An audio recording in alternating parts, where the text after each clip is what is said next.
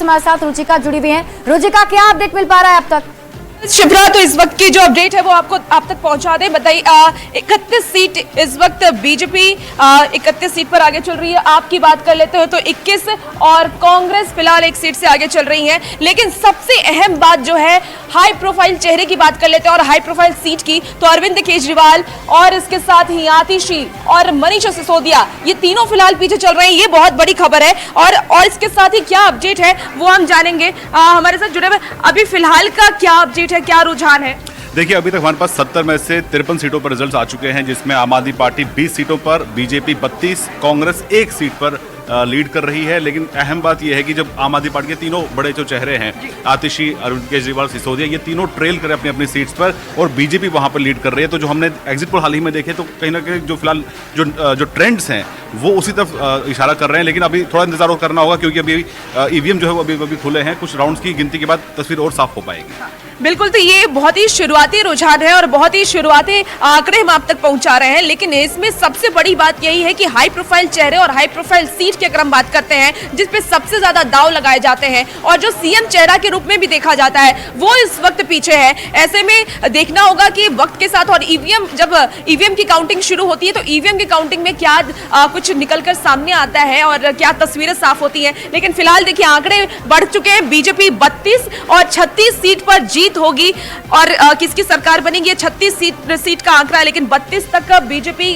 जो आंकड़े अभी फिलहाल शुरुआती रुझान है उसमें 32 पहुंच चुके हैं और आम आदमी पार्टी 20 सीट पर। शिप्रा, बिल्कुल रुचिका, और वो रुझानों में अगर देखें तो बीजेपी के लिए रुझान बढ़त लेकर आए हैं और साथ ही साथ बीजेपी को जो जरूर खुशी इसको लेकर मिल रही होगी। राहुल, अगर हम बात कर ले इन आंकड़ों की, क्योंकि लगातार ये आंकड़े जो है बदलते जा रहे हैं और जैसे कि हम कह रहे थे, जादुई आंकड़ा 36 का है और जिस तरीके से अभी रुझान बीजेपी के दिख रहे हैं उसमें ये जरूर लग रहा है कि बीजेपी पहले उधर टच करने वाली है। खुशखबरी है बीजेपी के लिए। और जिस तरीके से कहा जा रहा था कि अगर बात कर ले अमित शाह और पीएम मोदी के जोड़ी की, जिन्होंने कमाल कर दिखाया है देश भर में, इस बार दिल्ली में भी कमाल दिखेगा इस जोड़ी का। बिल्कुल शिप्रा, तो बीजेपी के लिए एक बड़ी खुशखबरी है। जिस तरीके से देखिए बहुमत के करीब जो है इन रुझानों में जाती हुई दिखाई दे रही है। 30 के आसपास जाना, 36 का बहुमत है जो जादुई आंकड़ा है, उसके नजदीक जाना बीजेपी के लिए वाकई पॉजिटिव संकेत है।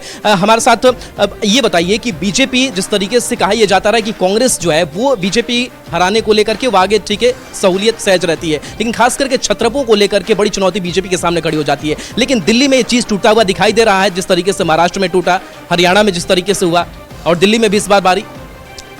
देखिए, ये जो क्षेत्रीय छत्रपों का जो मायाजाल कहिए या कहिए कि उसका उभार अगर ये टूटता है तो ये भारतीय राजनीति के लिए एक अच्छा संकेत है। साथ ही भाजपा दिल्ली में सत्ता में आती है तो ये कांग्रेस के लिए भी पुनर्जीवन है। उसका कारण मैं बता देता हूँ। ये जो क्षेत्रीय छत्रपों का उदय है वही कांग्रेस के लिए जहर साबित हुआ। कांग्रेस का पूरा वोट बैंक इन्हीं लोगों में चला गया और कांग्रेस हाशिए पर चली गई।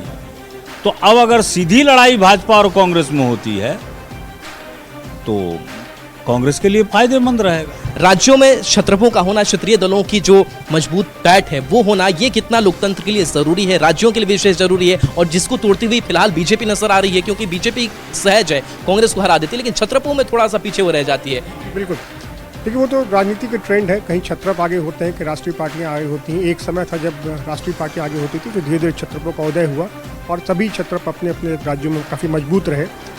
इस बार के चुनाव का अगर हम देखें तो जो दिल्ली का जो रिजल्ट है, अभी नरेंद्र जी बता भी रहे थे, कांग्रेस के लिए भी काफ़ी मायने रखता है, क्योंकि कांग्रेस जो आम आदमी पार्टी ने जो वोट लिए, जैसे मैंने आपको बताया कि 40% वोट से ज़्यादा हमेशा कांग्रेस के वोट रहते थे। आम आदमी पार्टी जब सरकार में आई और उसके 54% वोट, 53% वोट रहे, तो सबसे बड़ा नुकसान जो है वो कांग्रेस को ही हुआ। कांग्रेस के वोट पहले 25% पे आए, फिर 2015 में वो 10% हो गए, तो पिछले चुनाव में 5% से नीचे कांग्रेस आ गई थी। तो कांग्रेस को काफ़ी नुकसान झेलना पड़ रहा है और ऐसे में इसीलिए इस बार कांग्रेस ने पूरी